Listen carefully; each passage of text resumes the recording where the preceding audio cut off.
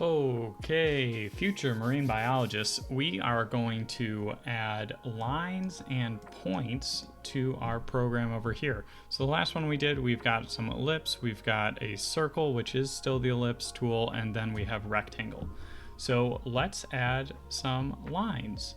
So if we wanted to do this, same process as before, we're going to do line 2D dot double. And I am going to call this line 1 is equal to new line 2D dot double. So now this takes 4 arguments. It takes the x and y, so x1 and then y1, and then it also takes another x and another y, and it draws between these 2 points. So really we have, let's say this is 0, 0, and then we have 125, 125. We are going to draw a line connecting between those. So we'll draw that. We'll go from here, and let's do 250, 250. So we'll cut this in half and we'll make 2 triangles. So we'll do 250, or we'll start this one at 0, 0, and then this one at 250, and this one is at 250. So now we should have something that just draws straight from over there. So let's go and we'll do G2 dot draw, and then we will throw in line 1, and we'll fill that in. So cool. Let's now, and notice I still have not changed anything to this may function. I am just continuing to draw what we have over here, our DC.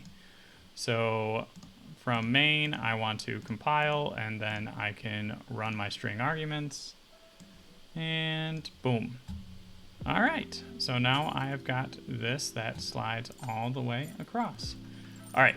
So there is another tool that we can do to draw lines, and that is using point values instead. Sometimes we want to use points so we can identify those as either center points, or we can identify them as certain points of interest. We're going to use them to mark the ends of our lines. So if we want to do that, we're going to do point 2D, and then I am going to call this point 1.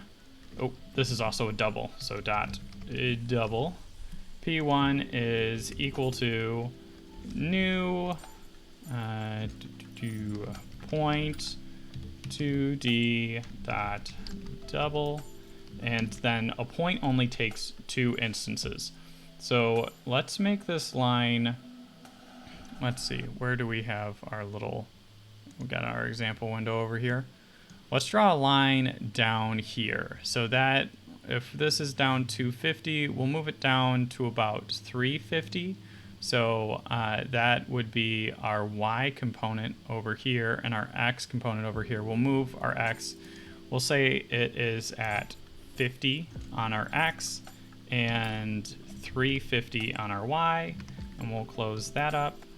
And now I am just going to copy and paste this for our second point. So command copy, command paste. We're going to call this point 2, and then we're still going to keep this at the same level as 350, but we're going to draw this a length of 100. So the difference between 50 and 150.